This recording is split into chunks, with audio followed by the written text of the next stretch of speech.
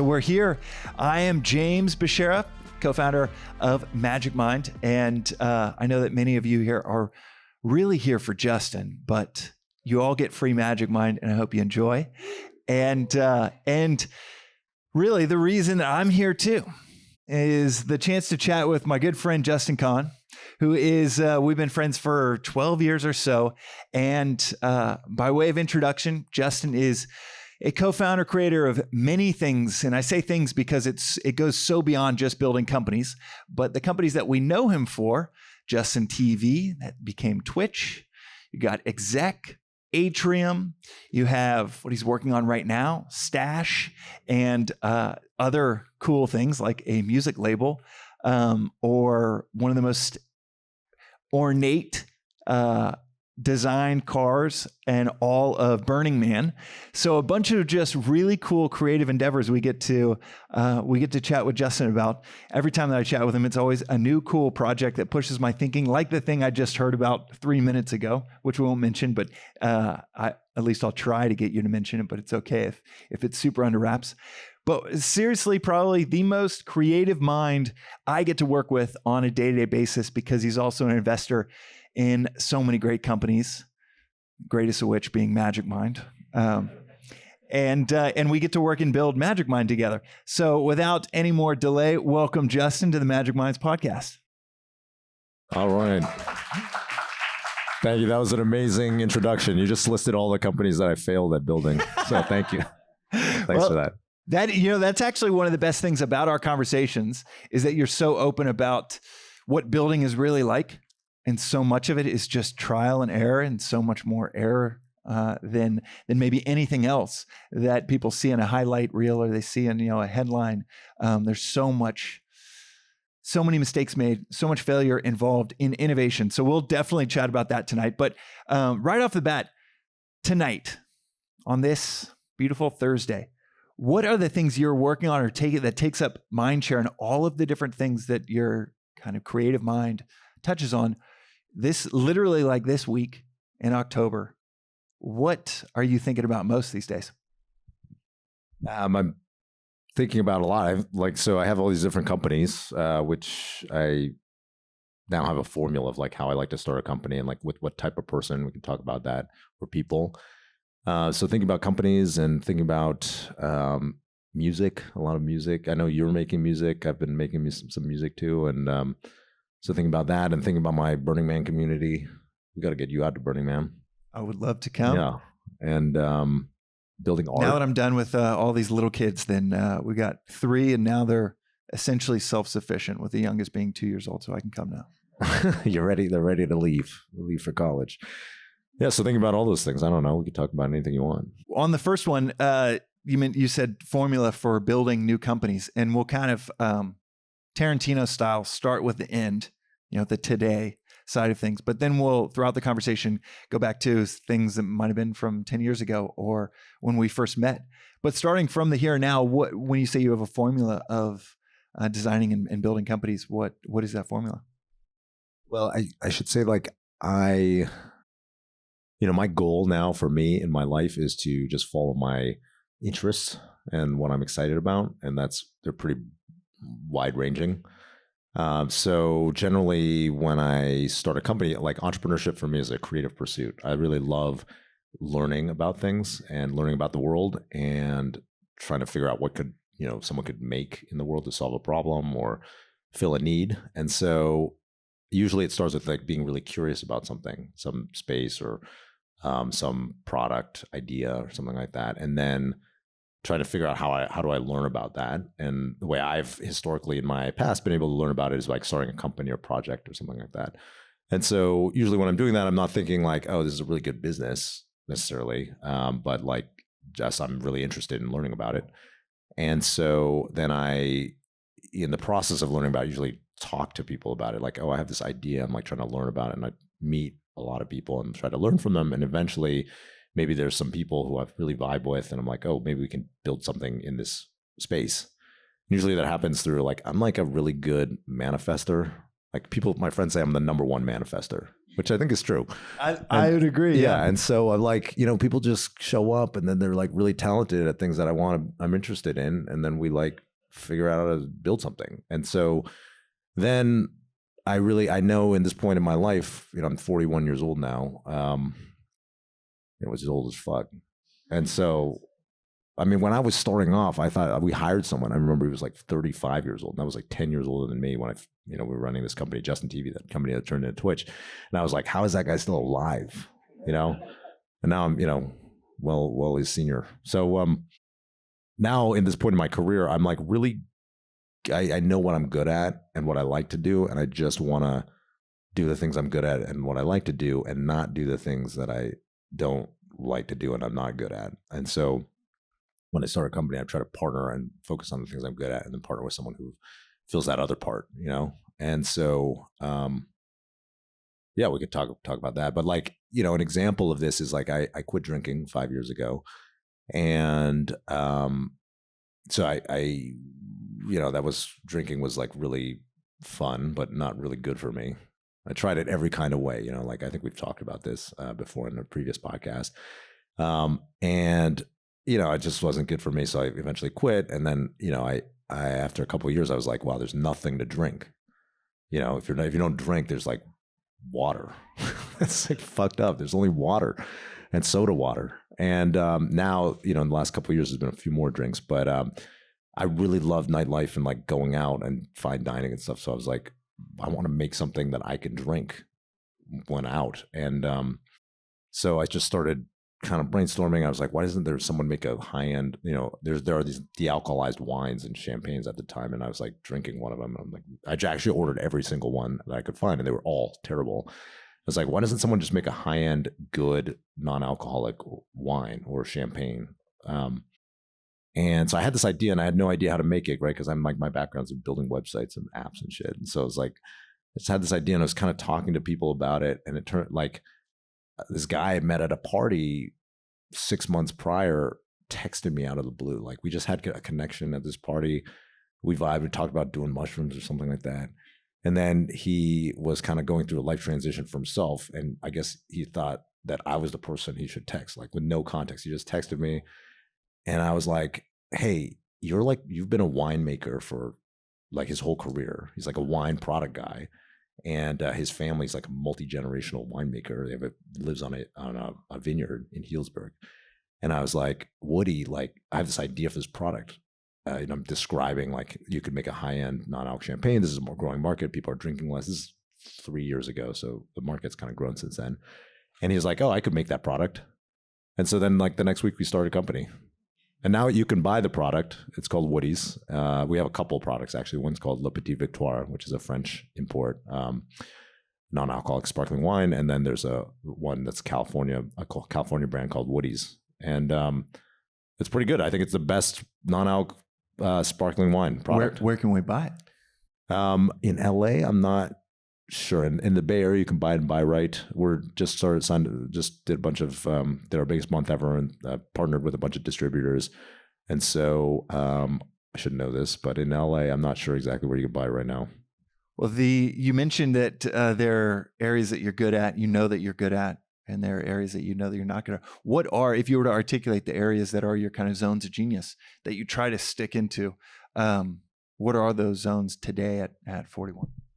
Yeah, so I'm a really great storyteller, and I love storytelling, and I love people, and my personality is very evangelical. Like when I'm excited about something, I really try to tell the people around me, and so I like doing all the things that involve those skills and personality traits, right? So like for me, like I really love all the things that involve storytelling, and that's like fundraising, recruiting, because you're convincing people to join the company. Sales, like executive support on sales. So like coming in, telling people why this product is good for them or helps them in some way. And that's what I try to stick to. And then when I partner with someone else, I'm usually trying to find someone who's going to be in charge of the product and the product development, and then also wants to be the manager of the company. They want to be the CEO of the company. And I'm also really good at coaching, and I love coaching people. And so I'm like, I'll be your co-founder and your coach and kind of help you become the CEO that you want to be. And I'll be the other guy. I'm really good at being the other guy. Well, yeah. I'll say you have a very unique, there's a handful of unique talents that you have, but in that zone of genius of helping craft, construct, work with founders, you have a really interesting, there are people that are great storytellers, but talk all the time and aren't great listeners. They come in super headstrong with an idea. And when we're chatting about anything Magic Mind, dude, you're in listening mode more than maybe any other investor that we work with. I don't know if anyone's ever told you that before, but you're a phenomenal listener, as well as someone that can impart, great insights and advice. But it's rare to find someone that's a good listener as well, and it's obviously so needed. Thank you. That's a good observation. I think I am a good listener, and I think whenever I think about like a problem or learning about a new space, like most of the companies I start, I don't know anything. Like I really don't. Like I didn't know anything about wine or wine product. Most of what I know about even creating a CPG beverage comes from being on the board of Magic Mind, right? So I don't really know anything. And I mean, this company's not far from being super successful yet, but we're selling it. People like it. So when I come in, I'm usually coming in with a beginner's mind because like I really haven't done it before. And actually, I very rarely do I start another company in an area where I've been successful. Just because it's like I'm not that interested anymore. Like once I like learned about it, So for me, I'm like always coming in with a beginner's mind, and like listening is really important because you're learning about what is going on. And I don't think I'm the expert. Like I know about certain things with company building and how to coach people and hire people and do goal setting and stuff like that. Those are maybe common things that are shared across companies. But, when it comes to the subject matter of most companies, like I don't know anything. And so I know I don't know. And so I like try to approach things with it. In order to solve problems, you have to like learn about like what the thing is, and then maybe, spend most of the time listening and then some of the time like saying what you think. So yeah, it seems obvious, but so rare to see someone that's listening, taking in data, then providing insight versus like, all right, you're 7 words in, I've seen this before, boom, boom, boom, boom, this is what you need to do. And then founders so often will run with it. They'll be like, well, that founder's been there before, that investor, that advisor's been there before, and we ought to do that. But it's a huge testament to that curiosity, as well as not coming in with some strong agenda, as well as the, I guess, insight to know, all right, just be in listening mode 75 to 80% of the time. Yeah, I think when you have authority, you have experience, you're older, you're successful, then you do have an obligation to like be careful what you say, because I have been in the case where I've said something like, oh, we should do this. And I've really meant like, oh, maybe this is an idea that we should explore. But then people sometimes like take it, they're like, oh, we need to do this, and I'm like, I don't know. I just said that as there's just something, just something I said, And I've noticed that happening more and more as, I've kind of do have more authority and experience, And like, if you have mismatched, like if your conviction is here, but the way you say it is here, then like it can lead to some weird, negative decision making, Yeah. Well, and a lot of the things that we might talk about in this conversation before we open up for Q&A, there's a whole lot of nuance in it. Like even that nuanced understanding, or the nuances that I want to jump into more around zone of genius and even that kind of way of operating and knowing what you're good at and finding partners to collaborate with that are in the other areas. There's a lot of nuance there. One of my favorite tweets you ever wrote was first-time founders obsess on product, second-time founders obsess about distribution. So much nuance in that. For founders that are listening, for early stage employees that are listening to this, I'll try to highlight the nuance of like, you could hear it and then think like, oh, that's kind of like a superfluous point. And it's so freaking critical that 15 years of building startups, I listen to the nuance things that you're saying. I'm like, damn, I need to do more of that. Or God, that's the first time I've heard it articulated, like the second time founders obsessing over distribution, which I'll touch on here in a bit. But just on that point, do you mind speaking a little bit more about Zone of Genius and how you even came across this framework of like, okay, I'm okay with just working on these little areas that I'm great at. And could you also talk about the importance of storytelling? Because that's one of those nuanced things where I feel like when I was a first-time founder, I'd be like, storytelling, that's like 2% of the equation. that's not that important. Yeah, well, let me first talk about that tweet because I actually recant that advice. Awesome. So, I think it sounds really good, and there is a truth in there, which is like when I started my first company, I didn't even think about distribution at all. It just happened that we were building on the internet where the distribution is really were new and novel forms of distribution that really benefited Justin TV and Twitch. And so we accidentally kind of won that. But I think the truth is you need to have a good product, otherwise you're fucked. And so I had a company when I tweeted that I was working on this company Atrium where we didn't fundamentally have a differentiated product that was good enough. And so the distribution, even though I think I had really great ways to do distribution, the product was not good enough. So, I mean, it's probably the true thing is more like second-time founders obsess about distribution and product, which doesn't sound good in a tweet, But anyways, going back to what you were saying is with the zone of genius, I think I learned about that concept. I think we talked about this the last time we had a conversation. We have, and I love talking about it. Then I've chatted about it with people since, but you were the first person I chatted about it with. But I had a coach. His name's Matt Mochar. He's a very successful startup CEO coach. I think he coached Sam Altman and Brian Armstrong from Coinbase and Steve and Naval. Yeah, tons of people. And he introduced me to this concept. I don't think he invented it. I think he learned it somewhere, of the zone of genius, which is what's the intersection of the things that you're good at that give you energy. And most people end up in their zone of competence, the things that they are good at, but take away energy from them. And I think it's really easy for people. I have lots of friends who end up mostly doing things in their zone of competence because those are the things that they feel like they have to do that are left over in their company, where since they're probably one of the more highly competent people and they're in charge, they're I have to do this. Nobody else is doing it. And then they end up doing it pretty well. So they continue doing it and they end up with a bucket of tasks that they're good at, but they don't like to do, that take away their energy. And eventually they burn out and they're like, fuck, I got to sell this company, or I want to quit or hire a new CEO or whatever, because I don't like it. And so the alternative that Matt kind of proposed is that you should only focus on your zone of genius and basically enumerate the things that give you energy and that you enjoy doing, that you're good at, and then just do those things. And then all the other tasks you should try to outsource, the wrong word, but assign them to somebody else who is whom that is their zone of genius. Because the zone of genius for every person is different. There are lots of people who love doing the things that I don't like to do. And I'm not, Isn't that wild? Yeah. I feel like it took until I was 30 years old that I realized people are really different. Surprising. Yeah, I just thought everybody would want to do that. Everybody would hate doing this, so I better do it. Jump on the grenade.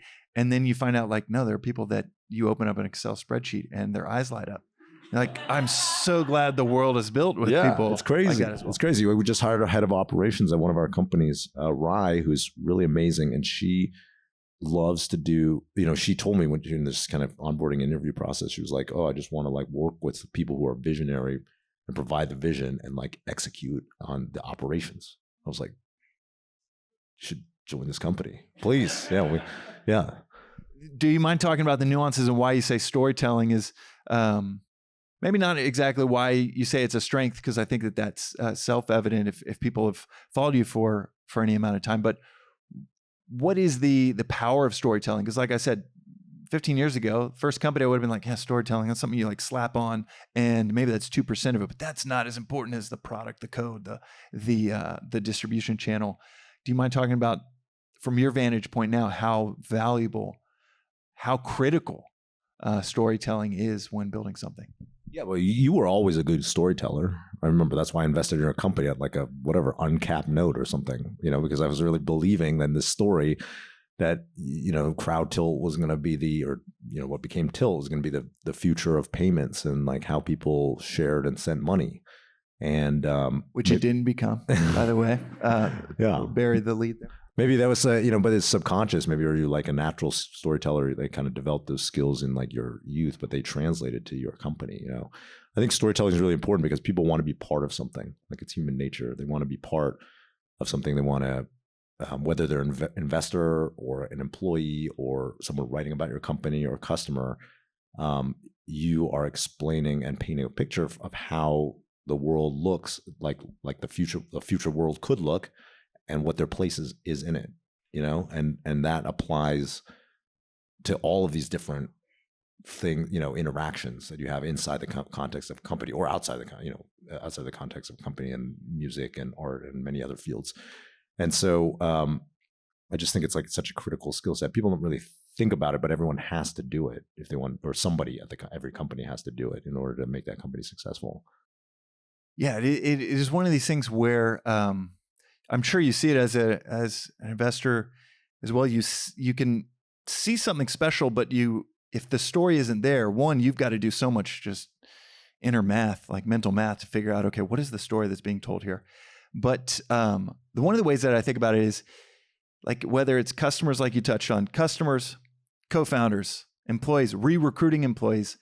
Like if it takes 11 minutes before you realize what this founder is building, 15 minutes before you figure out, oh, this is kind of what they're building, how many conversations will they have with people before they check out at minute 3, minute 4, minute 5?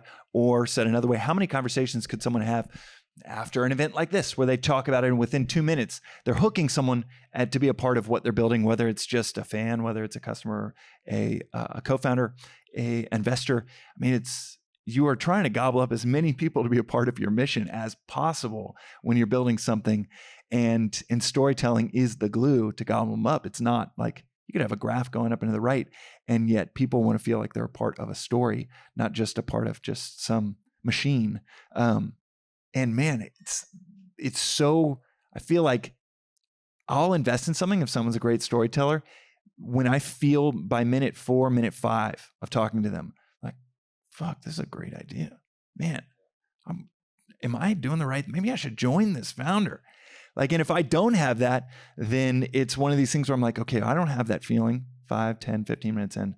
And I have a feeling everybody that they try to recruit is not going to have this feeling, or re-recruit, or fundraise from. So it really is the glue to bringing the 100,000s, who knows how many people you need to bring together for your company to bring them together, is that storytelling. If you go back to you at 26, 15 years ago, how would you compare and contrast your approach to building today to that person back then that didn't know about zones of genius, that maybe fell in the zone of competence? What did that person look like, young Justin Kan look like? And can you compare and contrast the styles that now with this experience, maybe some of the things you'd never do, or some of the things that you did back then that you'd never do today? Well, I mean, the major difference between then and now is like I'm a secure person now. Tell me more. Back then I was not a secure, I was a very insecure person, or not maybe very, but like not that secure. Like for me, back then I was like, oh, I was motivated by extrinsic circumstances and goals. I was like, oh, I need to be somebody in the world. I need to be successful. I want to have a big company. I want to be a famous founder, because I wanted to achieve those things, because I thought it would like heal the problems that I had when I was a kid, and give me something that I didn't have that I needed in the world. And that led to a lot of like me tying my ego and identity and a sense of self-worth with what was happening in the extrinsic world, in the outside world, which is not that great, because you don't control what happens in the outside world. So it could be good one day and then you feel great, and it could be really bad the next day and you feel like shit. And then you probably, that happened, like iterate that over, 1,000 times, and it's like very thrashy. So, and then now, today I'm a secure person who really doesn't need the outside world to deliver me anything. And I just do the things that I like to do. And I'm blessed by God that those things make money. And so then I'm mostly enjoying myself. What would you say to a listener that is like, well, of course you're secure. You sold a company for $1 billion. Like, no, but I mean, the thing is, and I know, because we're close friends, I know the real answer to this, or at least I can guess. But yeah, what would you say to a listener being like, oh, okay, I need to become more secure. Oh shit, I got to sell a company for. Well, okay, obviously that helps, but not in the way that you would think. It helps because you see that it doesn't make you secure. There's so many people who are very successful that are clearly insecure about, the outside world delivering them things, or what people think of them, et cetera. And like, for myself, I became a successful founder by anyone's view from the outside world. And then I was like, wait, I don't feel any different, and I need to be more successful. And I was comparing myself with my friends who are, created decacorn companies and much bigger companies. I was like, oh, I didn't do well enough. And so I started other companies where I was like, did you ever think you'd have that feeling? Like, that sounds so, well, it wasn't like, it was more, I wasn't really thinking about it before. I was like, just thinking, oh, I need to make this company successful to survive. And then we made it successful. And then I was like, oh shit, I need to make it more successful or make another company.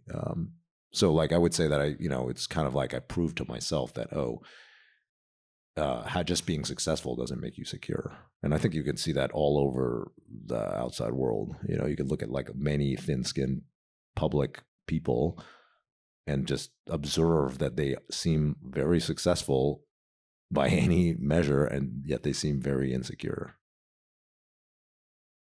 Do you mind if I mention two things you told me in confidence and told me not to mention anyone ever? Is it okay if I mention those things?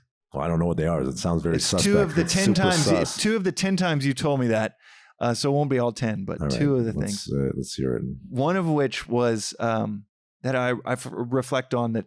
Now, you shared this publicly, but that I reflect on often. One is a small thing, and then one is much more impactful, I think, of a reflection. But the first one is before you all sold Twitch, I think you said months prior you were trying to sell stock for like a quarter of the amount that you sold it for, and you couldn't even find a buyer. Yeah, that's just because investors are very fashion or like herd driven, and there's like, it wasn't a hot area. People weren't like excited about watching people play video games. Well, that's just a soundbite for any creators out there that are like, man, no one values what I'm doing. People don't value it like I do. And then 3 months later, you were able to sell it for 4 times more, and one of the, I think, the biggest acquisition in the entire year. So, in the face of people not believing in you, a few months later, all you need is, especially in entrepreneurship, all you need is one mega believer, and it proves all of the doubters wrong. But the other and more impactful reflection is on, I think you mentioned that maybe a month or 2 months after you sold Twitch, you couldn't get out of bed for like three days or so.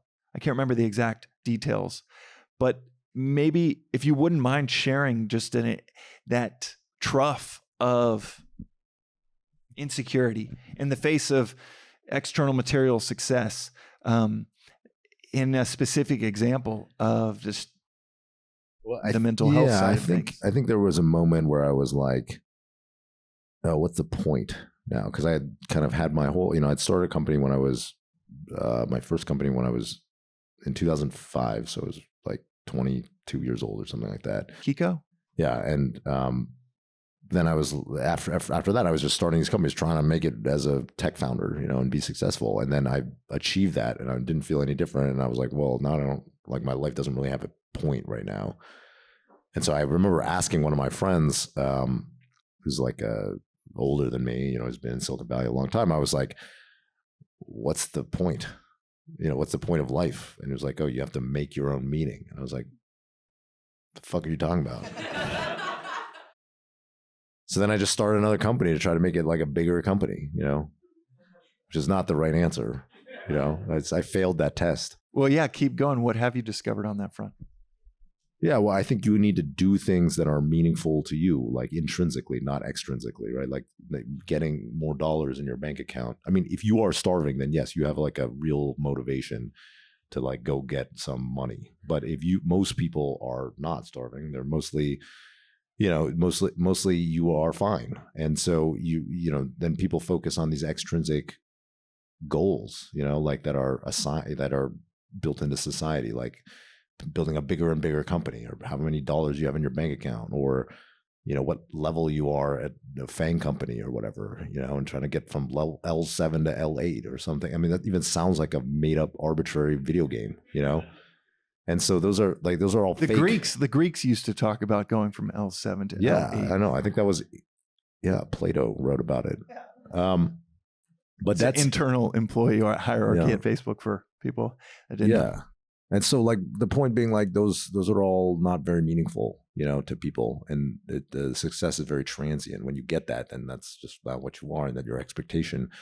And then there's like, oh, how do I get to L9 or whatever? And so, for me, a lot of it was shifting to what do I love to do? Like I love storytelling, right? Like, so how do I just have a job where I get to do storytelling? I think, how do I have a job where I get to do storytelling all day, right? And the way I think about it is, if all the things I was working on, they failed tomorrow and none of them made any money and nobody ever knew about them, would I feel like today was wasted?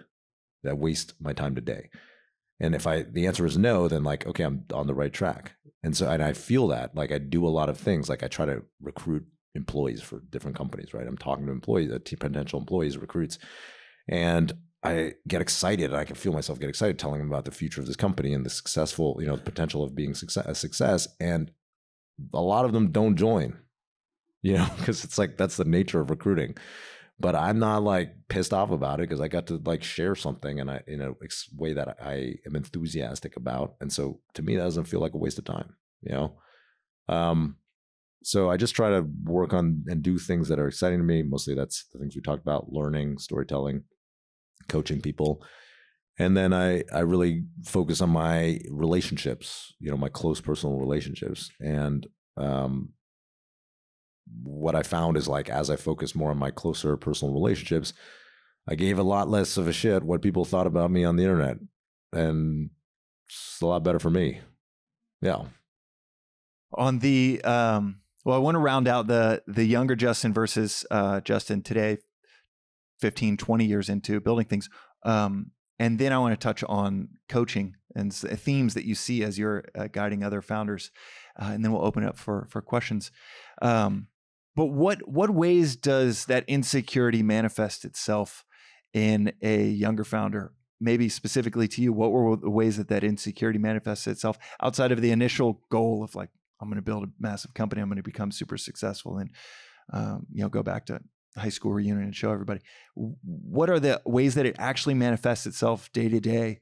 I think it's like focusing on a lot of things that don't really have anything to do with whether your company is successful or not.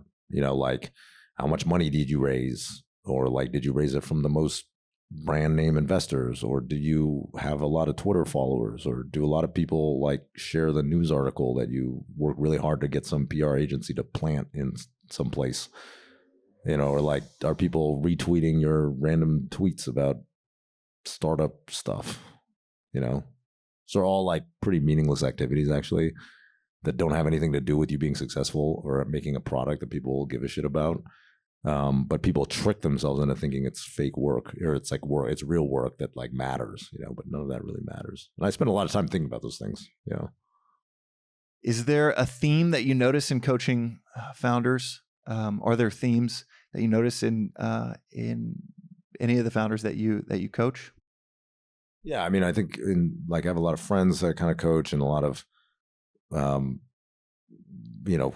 co-founders of these different companies. And generally it's just like, look, you have to not do, just really focus on the core metrics of the company and how do you like build a product and get that product to people, and not focus on anything else, and just worry about like, what are the things that you love doing and how do you structure this company so you can have enough of those things that you love doing that you're not going to burn out, and you want to do this for a long time.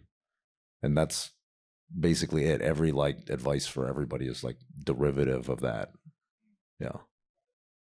Yeah. In the philosophy we've chatted about before, Advaita Vedanta, that I study and we actually have a philosophy club meeting here at Neuhaus in like next Friday. And the definition of right action in this philosophy, oldest philosophy on the planet, comes from the Vedas in India. The definition of right action is that which generates energy. It's not like some code of conduct. It's not these laws that keep people in line. It's very contextual to every single individual to discover what generates energy, and then what wrong action is defined as that which dissipates energy. And man, the first 5-6 years of building companies, there are so many things that maybe in that zone of competence, or just you think obligation wise you got to do, and it's just destroys your energy, but you're like, yeah, but everybody expects me to do it. And it's one hell of a rebellion to be like, no, I'm just going to do what generates energy with me and not live on, well, these three people to my left and right expect me to do these other things. Do you have any advice for the founder that is like, okay, this one, two, three things, these three things generate energy with me? To your point, it's a great rubric of, I would do them today because they generate so much energy in me that I don't care what happens tomorrow. If the company failed, I'll have net positive energy from it regardless. But that also feels the pressure to do these other three things that are not in that zone of genius or creates energy. But man, there's 3-4 people that they trust, that they know are relying on them. Do you have any advice for that founder that has to make that? Maybe here's this conversation. It's like, okay, I've got to make a change because holy shit is my day just destroying my energy right now. Yeah, well, I mean, there's nuance, right? In that, sometimes you're not in the position, maybe resource-wise, to just be like, I'm not going to do these things. They have, maybe they have to be done. I don't know what depends on the state for that person. But I think what I would encourage people to do is just think outside the box on like, what do you started this founder and this company, and you started it because you wanted to build something different in the world, and you change the world in some way. And entrepreneurship requires like doing something differently, right? And you should take that thinking to like, challenge the assumptions of like whether you actually have to do that. Usually people like start with a challenge of assumptions and then like kind of calcify into like some set of ways that we do things here, and then they stop challenging assumptions. And so you should just continue to challenge the assumptions on like, do you even have to do that thing? Like one of my friends is a CEO of a multi-billion-dollar company. They're super successful. They make a ton of money. And, I was coaching him for fun. Like I like coaching people. So I was like volunteered to be his coach. He's like telling me how he hates doing all hands. I'm like, why do you have to do it? Why do you have to fucking do all hands? You're the fucking founder of the CEO of this company. It's worth billions of dollars. It's being successful. You should just not do them, or have someone else do it. And then you just watch them, or don't, like you don't have to do it. If you don't want to, you can figure out how to structure it where you don't have to do, or maybe someone else prepares 90% of it. And then you do it. Whatever part you don't like, don't do it. And then, that was kind of like mind blowing to him because he thought like, oh, I'm the founder of this company. I'm the CEO. I need to do the all hands, So just like, I don't know, you should just challenge your assumptions. I don't think you have to do anything. I like most of like this huge amount of human culture in every field, but like also in like technology companies, how they're started, how they're operated is made up by people. Like people, it's culture. It's not like, if you think about it from first principles, like you don't have to do it. Like it's like what Elon had in his book about, that a biography about how they like, is there a requirement? Well, can you just delete that requirement? And people just like make up requirements because one thing happened in the past, but then maybe it's no longer relevant, or maybe you can do something different. But people don't challenge assumptions enough, and you should just like always challenge all those assumptions. Yeah, that it is. I mean, every anomalous company is anomalous in their own way. Every anomalous creator, founder is anomalous in their own way. It's in this philosophy, they'll say that if you have the philosophy of your father, you're not a philosopher. So similarly, if you're just copying and pasting what other creators are doing, then it might have worked for them, and it might be the thing that's destroying your energy. I know that from personal experience. And then when you do break free from that mold and you're just you generate so much fucking energy that you're like, I cannot believe this is possible. This feels like cheating almost, because I'm so energized by this. Like I said, it took me 30 years to even realize some people get energized by Excel spreadsheets. And then you work with collaborators, you're like, I can't believe that they're jazzed up by that stuff that I hate. And it's not like it's not cheating. That's actually how it's supposed to be done. Finding the collaborators where you all want to do the same thing. It's how not to do it. But certainly how I've done it before.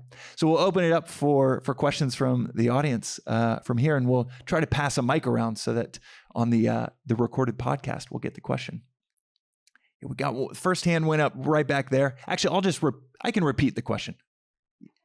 Okay, great. Thank you, Merritt. Yeah, go ahead and pass it back. I think the first hand up was, gentleman in the back. Hey, Justin, how's it going? Hello. Awesome. So I have a massive opportunity in my hands. I invented a new material. So I first studied as a molecular biologist, and I went to Jungian psychology. Finally, I graduated architecture school. And now I'm in the world of fashion. I just came back from Paris Fashion Week, so my voice is kind of not there. This material it comes from the waste of farm industry. So it combines plants and fruits to make a new material. And right now we're focusing on fashion apparel because it's much easier to go into clothing than it is to, make building construction materials.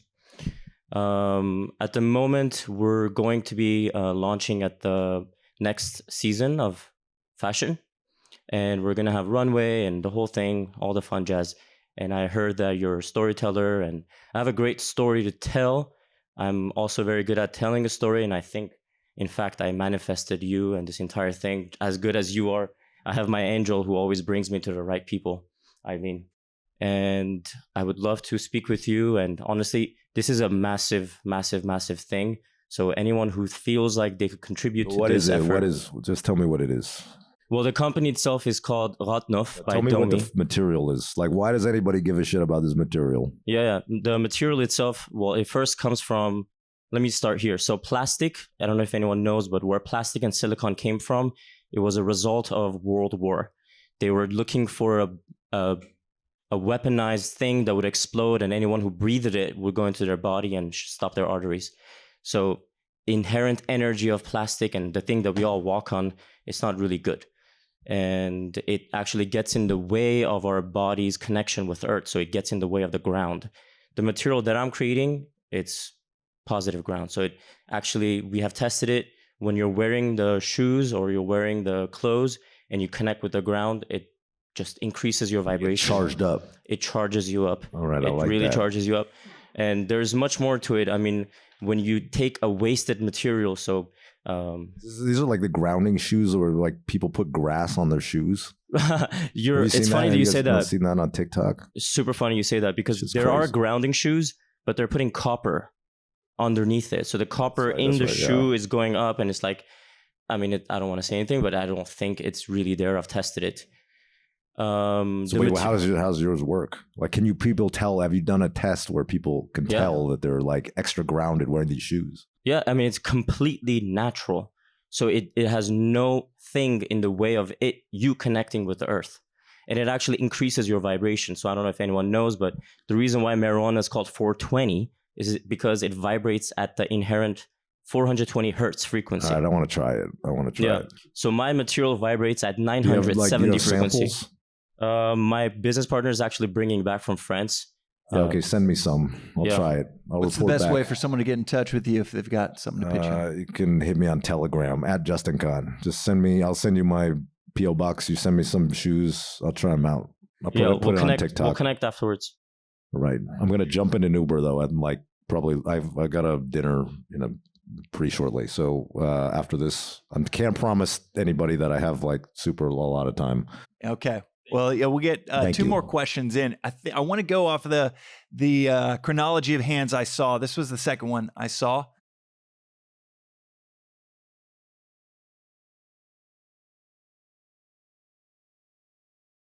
Hey, hi. Hello. Well, first of all, thank you for showing up so expressively. I feel bad for everybody who's listening and can't see how epic you look. They're making a video. Okay, cool. Good. I hope you guys all see it. But for anyone that is listening, go back silk and pajamas are in vogue at night. Yeah. These aren't pajamas. I know. I was just razzing you earlier. First of all, it was where I came from today. It was 90 degrees. Amen. Hey, and I thought it would be hot in LA. It's supposed to be a heat wave. No, right now. It's dank. Everybody that's listening, you should go onto YouTube to watch it. Yeah. You're giving permission to men to be like, you can be successful and not a suit or a gray t-shirt. So thanks for that. Shots fired. Yeah. You should wear those things. You should wear those things if you like it, right? Yes. But I think you shouldn't wear it because you're supposed to. People just got to stop doing things they're supposed to do, because all that shit was made up by other people.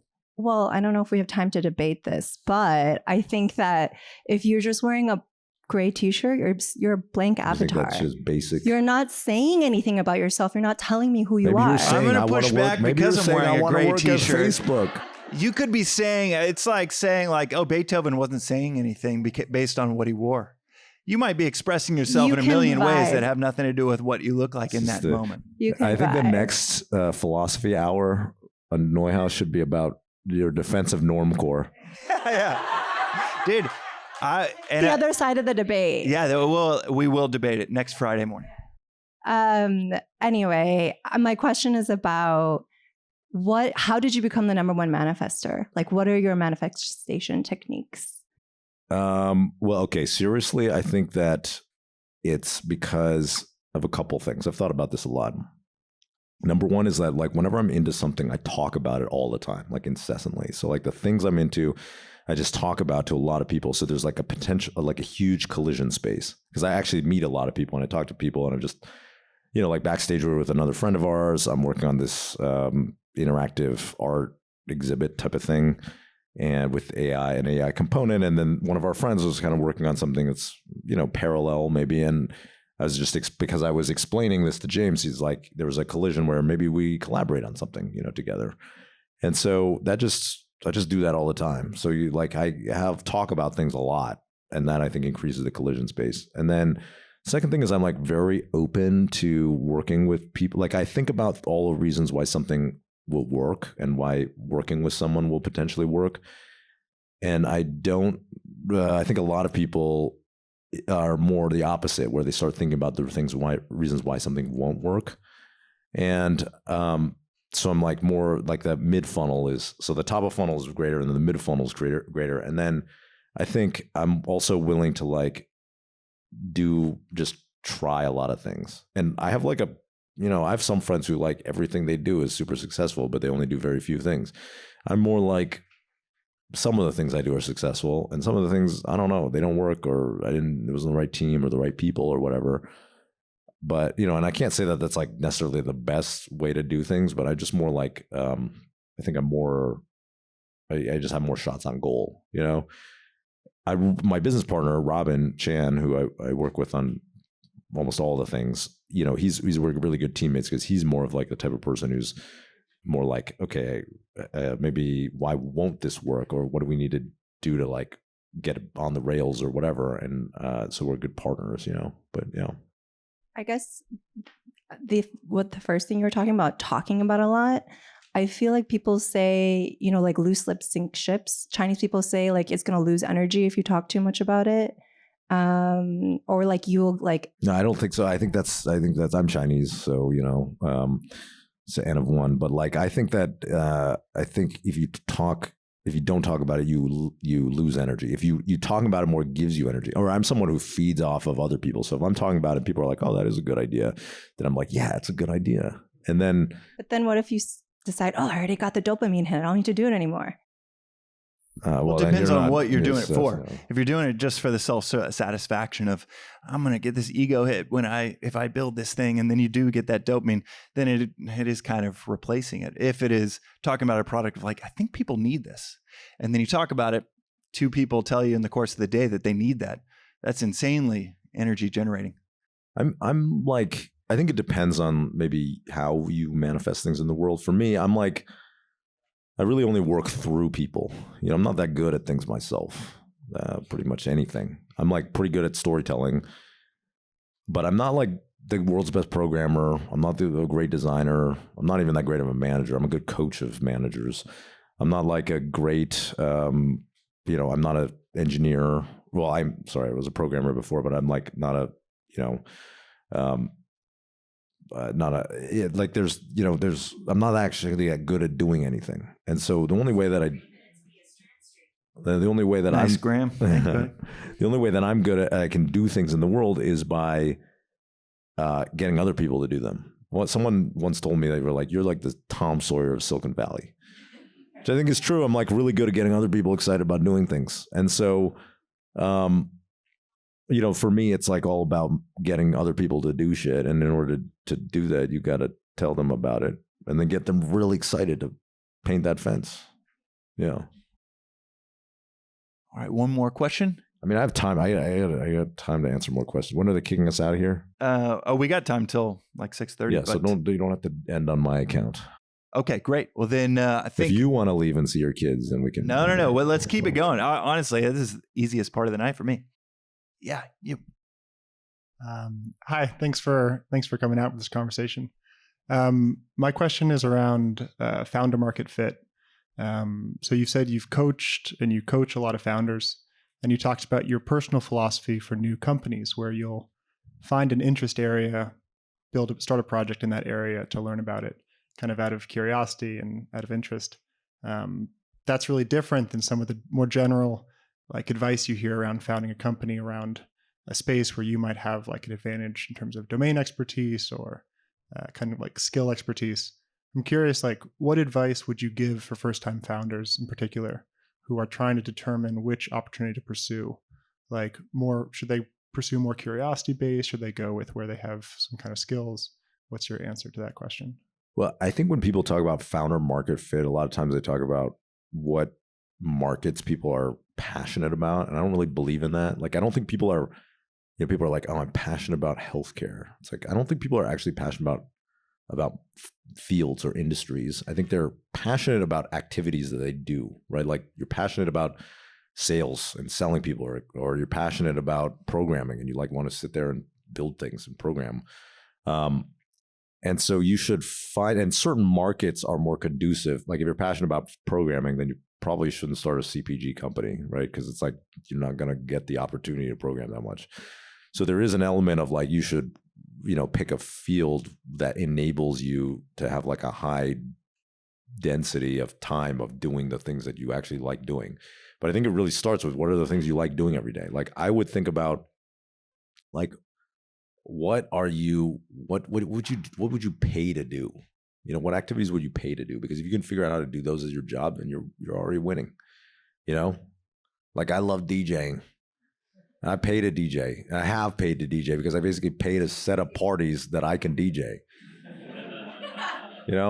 Just being honest. And so and I love music. And so recently just started a music label. So right. Yeah. So we're starting, I'm starting a music label, Titanic Sun Records. And I'm like, basically, I would pay to do the things that I'm doing right now, And so if I can do it and actually it is successful, then that's like even better, Yeah, great. A great word of advice on this subject of what to do with your time if you have 2, 3, 4 different skills that could go in 2, 3, 4 different directions is, what would you do if the only reward for doing that thing is that you got to do more of it?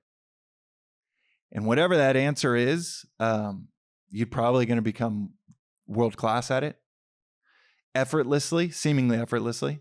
I mean, your friends will think there's effort. You'll feel like, yeah, there's some effort in here, but it will feel like it's just dripping out of you. And then people pay you a lot for it. And this is one thing that when it comes to your passion, you wonder, why will people pay me for this? Because you're like, I would do this for free. And great advice on that. And this is an artist said this recently, and I loved it. It was, stay out of people's wallets. Throw out a big price. You do it for 1/10 or for free, but throw out the big price, stay out of their wallet, let them make the decision. The world-class close rate, if you're in sales, a world-class close rate is 6%, 7%, which means 93% are going to say no, and you're still 6%, build enough of a list. You're getting a lot of no's, that's right, but you're also, if you get 6 or 7% saying yes, then you're a world-class salesperson, and you can build one hell of a business around what you're doing. But I know in my 20s, I was like, I want 100% of people to say yes. And that's a terrible way to price what you can offer to the world. All right, next up. And I think right here, right front row. Yeah, wait for it for the podcast recording. Like, thank you. Otherwise, this is not going to be good marketing material. That's right. I appreciate both of your honesty around failure. So as an entrepreneur investor myself, and as someone who always thinks positive, when, sometimes, when you have to face reality, whether as a coach or an investor, when you're trying to tell someone like, hey, it's time to like wind this thing down, right? Like, how do you make those decisions? Like, okay, we gave this enough time, put enough money and resources. how do you decide when to like move on from a project and not drag it out for a long time? Great question. These all have been great questions, but that's a good one. Well, for me, I think the answer is when you move on from something when you're out of ideas. You know, you're like, I don't have any ideas on how to make this work. And I'm not that excited, you know, or if I have ideas, I'm not excited about them. You know, I don't want to do them. I don't know. I think that's it. You know, like you just kind of try things until it works or you run out of ideas. And then it's time to say goodbye. Yeah. I think a lot of it starts right from Jump Street. I know I've started companies where I'm like, I'm going to will this into existence. And I compare it to surfing where I'm like, and I look back and I basically was saying like, I'm going to paddle so fucking hard that I'm going to make a wave happen. And that is a terrible, terrible way to surf, terrible way to start something. And it's much better to approach it of like, okay, there might be a wave here. But with Magic Mind, for example, for the first 2 years, I was like, I want the world to tell me this is not worth doing. I'm so used to building software companies. I have no idea why. I feel this call to build this beverage company, but I'm so down to say no to this or just make it a small little side project. And I was looking for reasons to say no to it. I was looking, or said another way, I was looking for the world saying, yes, do this. Yes, do this. There is a wave there. So part of it could be in the beginning where you're healthily detached from like, I don't need this to be something, but instead you're like, I want to see if the world wants this thing that I'm just kind of scratching at. If the world wants it, if there's a wave there, because if you got a wave, that's 2-3 paddles. And I'll tell you, Magic Mind, and Justin was there in the front row with Tilt, my last company, 6 years, barely made it to a finish line, basically, barely sold the company, 80% discount from the highs of our high profile fundraises, barely sell it. And afterwards, I was exhausted for a year and a half. Like needed 2-hour naps in the afternoon for a year and a half. It took me like 10 months to realize I was just super depressed. I was like, I think I just work hard and I need naps for 2 hours every afternoon. No, that's severe burnout. So then with the next thing, I was like, whatever I'm going to do next, I'm going to let the world show me that this needs to exist versus I'm just going to fucking will it into existence. And I worked on 2 or 3 different things. And I was like, nope, there's no wave there. So wind it down after 3 months. Another idea, maybe 7 months.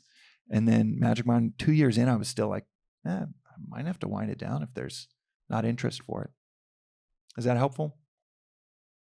Sometimes you want to, you know, if you have employees, you want to like stay positive for them, right? There's like this balance between not scaring off employees and investors and like being realistic. Okay, now it's time to move on. So thanks. That's very helpful. Even with Magic Mind now, I would still talk about it. It's like, we're tens of millions in revenue. It's like, this is all Merit knows. I'm like, this is all an experiment, which lightens people's grip a little bit. Wait, can I say something about the shoe thing again? Yeah. So can I give you one piece of advice if in case we never see each other again?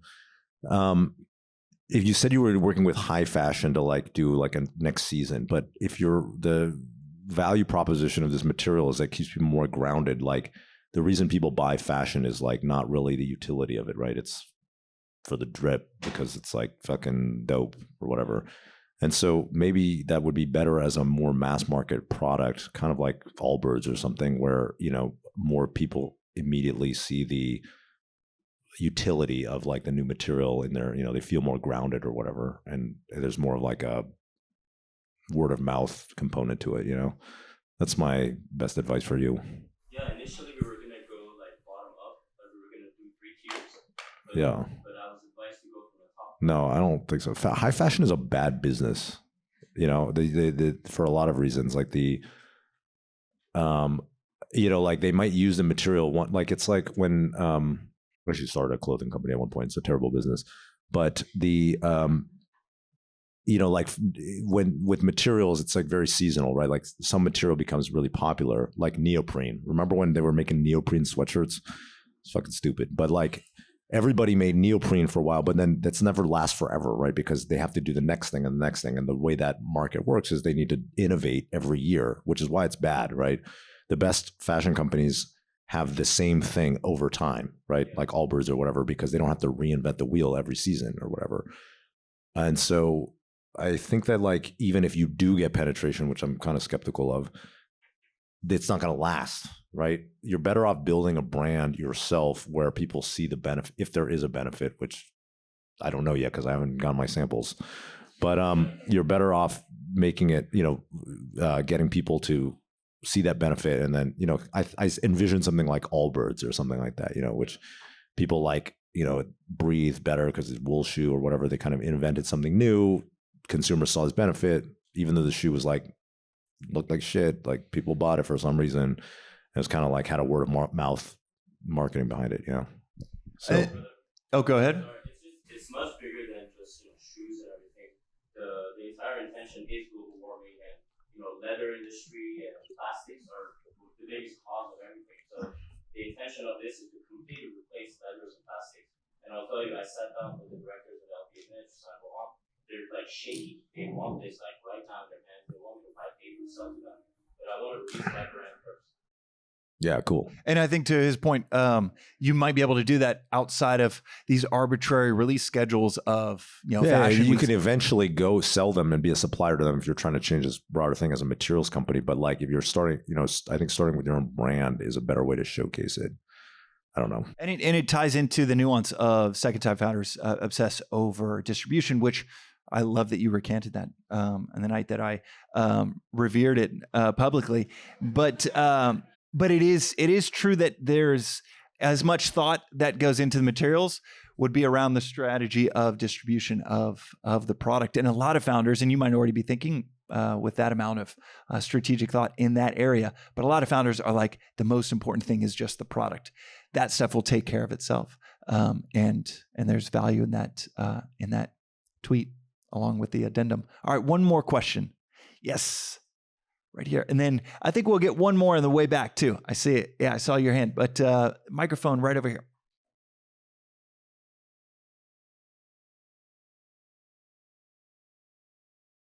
Hello? Okay. I noticed both of you allude to burnout in different ways, obviously napping in the afternoons or... I still take naps. No, and I took a nap today. Naps are great. 2-hour naps every day from 4 to 6 p.m. so that you could be alive at night with your wife. That's probably burnout. Big advocate for sleep. But is there anything else that you guys recommend for burnout? I feel like the main thing that everybody says is just rest and just let your body and your brain kind of decompress. I struggle with that. And I think a lot of people who have gone through burnout probably struggle with that. That's how they got into burnout in the first place. But are there like some tactical things that you guys could recommend that have worked for you when you've hit that wall in the past? Great question. Magic Mind. I wasn't gonna say it. I do think, looked at the blend, and I do think it's got a magic blend. It is pretty amazing, just because one of the ingredients, citicoline, improves your sleep 12 hours later. We already talk about so many benefits in the product that literally our marketing team's like, we can't add that too, that a drink you drink at 8 a.m. is going to improve your sleep at night. And yet the studies are like crystal clear. It does. It's not a plant, by the way. Yes, no.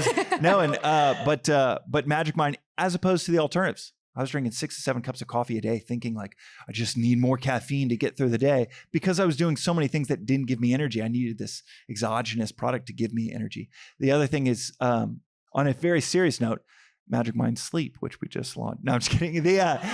We did launch that as well. All natural, no melatonin, no dependency. But outside of Magic Mind and Magic Mind Sleep, what comes to mind? I think for me, working out. Like I try to work out every day, and or even just like you don't have to make it that hardcore. Just like going for a walk. So like I try to do something physical every day, and I'm a pretty embodied person. So yeah, for me, I think that makes a big difference. Can I ask one more question? Well, I want to add to that besides Magic Mind and Magic Mind Sleep. The root of all frustration is mismanaged expectations. So outside of daily practices, I'd say massively mismanaging my expectations in prior lives was the root of so much heartache. And or choosing to impress investors in a 45-minute coffee with, we're going to do this. They write a check, and then the next 8 months, we're 20 miles behind the 8 ball because I was like, I went for the fucking just instant gratification of impressing someone on the other side of a coffee, and then 8 months of paying for it because we're 20 miles behind the 8 ball every morning.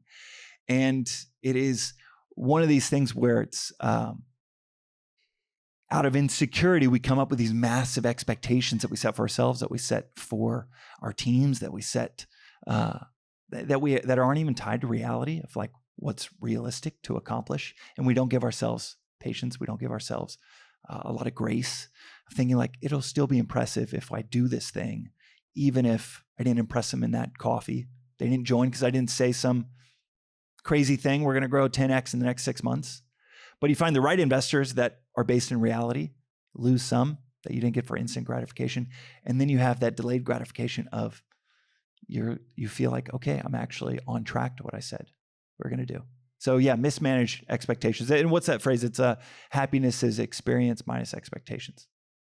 I think that just answered my second question. So thank you. All right. Okay, we got one more in the back.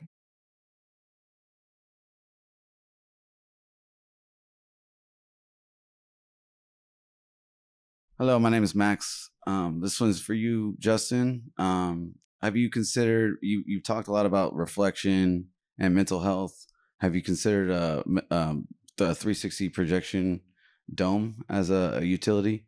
That's my startup company. I have a dome and a dome supply, and I've rented it out to events for mental health. Have you considered? Is it like how big is this dome? I can go as big as 1,500 people, but the one I own is 212. And I'm looking for places for it too. So if so tell me about it. What is it's a dome and you projection map? So you know the Sphere in Vegas? Yeah, but I'm mobile, so okay. I can build it in a day and a half. Is it like one of these polydesic domes? Geodesic with the 5-point star. Yeah. Okay. And then I project like on the inside. Build them at Burning Man. Yep. But I do it in cities and festivals. There we go. Everywhere. One of those though. Mine's not projection map though. Like is that part I of map it? on the outside too. So it's kinetic on the outside, so people can kinetically, artistically, show their. How does this relate to mental health? So when you lay down in the dome, it's surround sound, vibration. So, what kind of sound system do you have? The one I had the last festival was a 5.4 surround. Yeah, like what speakers is that? Like, I don't have any like specific sponsors but I use QSC 5.1 cool. and some really banger subs. All right. But if I tried your Telegram. If you have a way to contact those, if you're interested. You do. Wait, did you just text me right now? No, I tried to find the Telegram. Let's just add Justin Kan. Okay, that's my name. Yeah, copy that. Yeah, message. So, like, what kind of events would you do? So it's full range. It's for the brain. So if it's for how much is this meditation? Experience? For festivals, it was free. My rental is X amount of rate, like $70K per rental. For a festival for that size. All right. So I need to be able to generate $70K to afford this. But I project on the outside, you could put a brand on it real quick. Magic Mind. Wait, have you done this? There we go. That's a value add board member. Have you done this? No, I have never done one. All right. I mean, are you going to sponsor this guy's thing? I was already making a mental note to chat with you after because it sounds pretty awesome. Try it. I want you to pay for it and then I'll try it. Yeah, exactly. Hey, he really is the what did you say? Tom Sawyer. Exactly. Look, I don't have a brand that needs mental health. That's very true. Max, come up and say, hey, afterwards. Yeah. And for others that might have ideas that they didn't grab the mic for and want to come and tell Justin or myself about. Like James does tons of events in LA, right? You tell them about the Magic Mind series of events. Yeah, this group, we've got 5,000 subscribers just for the events outside of the product of just for events. Yeah, this could be one of them. Yeah. It's Max, come say what up. All right, y'all. Well, maybe you should make some of these grounding shoes too. Magic Mind shoes, bro. I'm making mental notes left and right. I'm just not taxing the audience with the mental notes. I'm going to follow up with these folks on. Yeah. Justin, thank you so much. Who else has another product they're trying to sell? James exactly. Come pitch it to me. And Justin, huge round of applause. Thank you, buddy. Thank you. And thank you all for coming. Come over and say hey.